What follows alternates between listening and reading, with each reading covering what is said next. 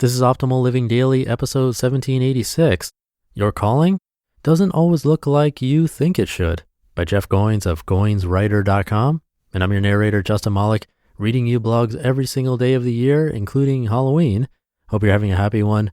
Nothing scary for you here today, unless you think finding your calling is scary. And we have 6 shows now. I should stop counting and just say we have a bunch of shows covering different topics. Check them all out by searching for Optimal Living Daily. But for now, let's get right to it as we optimize your life. Your calling doesn't always look like you think it should, by Jeff Goins of GoinsWriter.com. Sometimes all we need to find our calling is to see what's always been there. The journey of discovering my own life's work was not a process of dreaming, but remembering, of looking backward, not forward.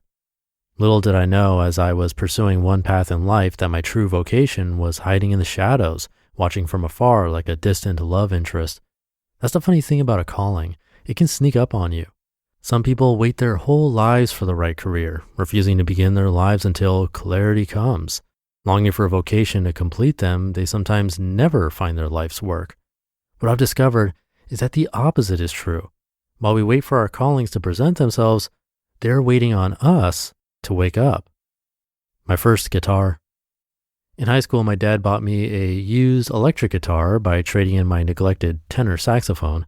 It was a $150 Fender Stratocaster knockoff that was blue with a white pickguard and black gig bag. I picked it up, plugging it into the 15-watt Gorilla amp, and decided at that moment I would become a rock star. After practicing for 6 months without much improvement, I got frustrated. Able to limp through only a few simple songs, I wondered why I was no Carlos Santana. Did I just not have what it took? Angry, I took my complaint to my dad. Snatching the guitar from my hands, he showed me how to play a bar chord by holding down all the strings with one finger. He told me I couldn't jump from one end of the guitar to the next, that I had to gradually work my way down the neck. The same was true for playing solos, he said. I had to practice. Shortly after, I started writing songs. With music, my love for language had a new outlet. Words and music. Most nights in high school, I stayed up late crafting poems that would someday have music behind them. Sophomore year, I found 2 guys who liked to jam, and together we formed Decaf, my first band. Determined to not be copycats, my 2 new bandmates and I played almost all original music, which was rare for other bands in the area. Finally, I'd found my muse, a reason for living and creating, or so I thought. In college, I continued to play music and grew more comfortable writing songs. I joined another band that played music for our weekly chapel services, and we formed a side project called the Bygones. On weekends, the Bygones would travel, playing shows wherever anyone would have us. I was certain this was my destiny. Around the same time, I started tutoring students at the campus writing center. I wasn't an English major, it was just a job. After college, I toured the country with yet another music group band. Other than sleeping or eating, music was all I did that year. And as a result, I got better than I ever thought possible. I could now be as good as I wanted. It was really just a matter of practice. But now, I faced a dilemma. Did I really want it? Playing gigs was no longer exciting, and I often felt distracted. Maybe it was the lull of life on the road, but I began to wonder if music really was my calling. How my calling crept up on me. In between gigs, I started writing. Not having composed content longer than a set of song lyrics, I decided to write a short story. The idea came to me while driving through the Midwest, surrounded by cornfields with nothing to do but think. So I began. Every night while I was staying at a different person's place, I wrote a piece of a story I would then email to myself and resume writing at the next stop. By the end of the year, I presented the story to my then girlfriend. Although no one else will probably ever read it, there was still something thrilling in the writing, something freeing, an experience I wanted to have again. Around that same time, I started a blog, not for readers, but for myself, for the pure act of creating. A few months later, I was hired by a nonprofit. This was the first time anyone called me a writer.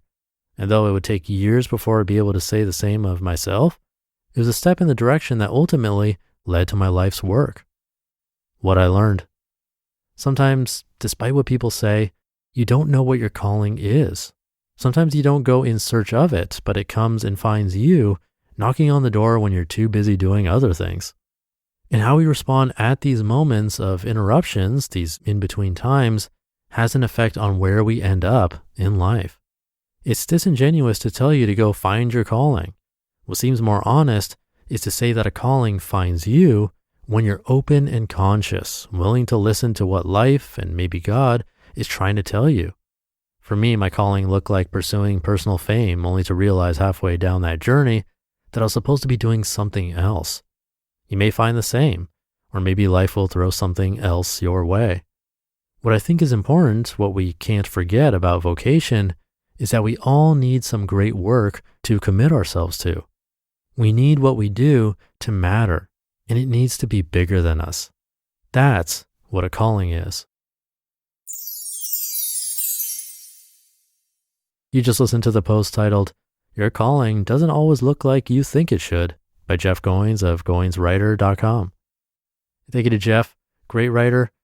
His first memory is eerily similar to mine. He said he was in high school with a neglected saxophone and his dad bought him a knockoff Stratocaster with a Gorilla amp. In my case, it wasn't necessarily a neglected saxophone. I was still in jazz band in high school, but wanted to branch out to guitar, and pretty sure that combo was the exact same thing that I got, a lower end Fender Stratocaster and what was either the Gorilla amp or one pretty much just like it. And it was my mom who bought it for me, so thanks, Mom. Anyway, that was giving me flashbacks because it was super similar to me, and instead of the love of writing in music, actually what I found was my love for the business and marketing aspect of it. I liked building the website and getting the CDs made and printed and listed on different sites, and uploaded as MP3s and shared for free on Napster, then search optimizing them so people would find them, creating and selling shirts, all that stuff. Then, not surprisingly, I found more and more interest in college business and entrepreneurship classes and kept pushing to create my own businesses. It wasn't the personal fame of being in a band, which I thought it was early on like him, is really just the creation of services or goods on my own that created value for other people. That's exactly how I got here. But enough of me and my story. You should share yours. Get in contact with me or the old team somehow. We'd love to hear from you. You can always find us at oldpodcast.com. But that'll do it for today. Have a great day, a great weekend, and happy and safe Halloween if you're celebrating and listening in real time. And I'll see you tomorrow in November, where your optimal life awaits.